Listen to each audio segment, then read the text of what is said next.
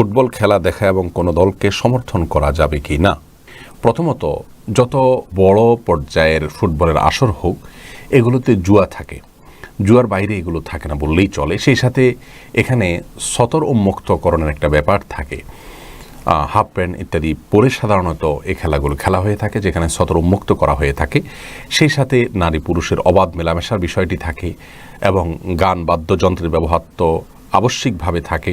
সেই সাথে সময়কে নষ্ট করা হয়। সবচেয়ে বড় বিষয় হলো ইমানদারের যে ইমানি চেতনা সেটা নষ্ট হয় এবং সময় অপচয় হয়, সময় নষ্ট হয়। আপনি হয়তো বলবেন যে এতে তো বিনোদন হয়, নষ্ট হলো কই, কিছুটা তো অর্জন হলো। তো যদি কিছুটা আপনি মজা পান তাহলে হারানোর পরিমাণটা তার চাইতে বহুগুণ বেশি, কারণ এর ফলে সালাতের প্রতি মনোযোগিতা নষ্ট হয়ে যায়। আল্লাহ রাব্বুল আলামিনের প্রতি আমাদের যে মনোযোগিতা সেটা নষ্ট হয়ে যায়।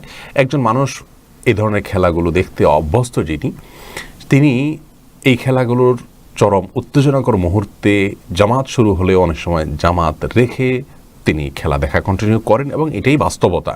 অতএব আল্লাহর জিকির থেকে এগুলো গাফেল করে ফেলে, এক ধরনের এডিকশন, নেশার মতো একটা অবস্থা আমাদের মধ্যে সৃষ্টি করে এবং দিন এবং দুনিয়া উভয় দৃষ্টিকোণ থেকে আমাদের জন্য এর চাইতে আরও বহু উপকারী বিষয় থেকে আমাদেরকে দূরে সরিয়ে রাখে। সেই সাথে এগুলোর ফলে গীবত, শেকায়েত, পরনিন্দা, শত্রুতা, একে অন্যের বিরুদ্ধে লাগা এবং পক্ষ বিপক্ষ অবলম্বন করে ফেসবুকে, সোশ্যাল মিডিয়াতে বা অফলাইনে অনলাইনে মারামারি, গণ্ডগোল, ফাসাদ এগুলো হয়ে থাকে। সেই সাথে কাফির এবং ফাসিক, যাদের মধ্যে আল্লাহ তাআলার প্রতি ঈমান নেই, বিশ্বাস নেই, যারা আমার রবের স্বীকৃতি দেয় না, তাদেরকে সম্মান করা, শ্রদ্ধা করা, ভক্তি করা, ভালোবাসা, অন্তরের গহীনে জায়গা দেওয়া, এগুলো সবগুলো ঈমান বিরোধী কাজ। আপনি যদি খুব বেশি উদার হন, যে উদারতার সবকটা মূলত ইবলিস এবং শয়তান দিয়ে থাকে, তাহলে সেক্ষেত্রে ঈমানদার হওয়ার কোনো সুযোগ আপনার নেই। প্রিয় দর্শক, রবের স্বীকৃতি যদি কেউ না দেন, সে কখনো আপনার আপন হতে পারে না। আপনার বাবা বা আপনার মায়ের জন্ম নিয়ে বা আপনার জন্ম নিয়ে যদি কেউ সন্দেহ করে, আপনার জন্মের স্বীকৃতি যদি কেউ না দেয়, আপনি তাকে কখনো আপন করতে পারেন না। সেখানে আপনার রবের স্বীকৃতি যদি কেউ না দেন, তাকে আপনি আপন কিভাবে করেন? এই সমস্ত খেলাগুলো দেখার মাধ্যমে বিভিন্ন কাফির, অমুসলিম এবং আল্লাহ তাআলার প্রতি অবিশ্বাসীদের প্রতি এক ধরনের ভালোবাসা তৈরি হয়, যা আমাদের ঈমানের জন্য ক্ষতিকর এবং ঈমানের যে ওয়ালা বারা এর সাথে অসঙ্গতিপূর্ণ। সেই সাথে আব্দুল্লাহ ইবনে মাসউদ রাদিয়াল্লাহু তাআলার একটি কথা আমরা এখানে উল্লেখ করতে চাই। তিনি বলেছেন, মান কাফারা সাওদা কওমিন ফাহুয়া মিনহুম, যে ব্যক্তি কোনো দলের দলভারী করে সে তাদের অন্তর্ভুক্ত হয়ে যায়। এসব কারণে একজন মুসলমান এই সমস্ত খেলাধুলাগুলো দেখতে পারে না। ইবলিসের চক্রান্তের অংশ এগুলো।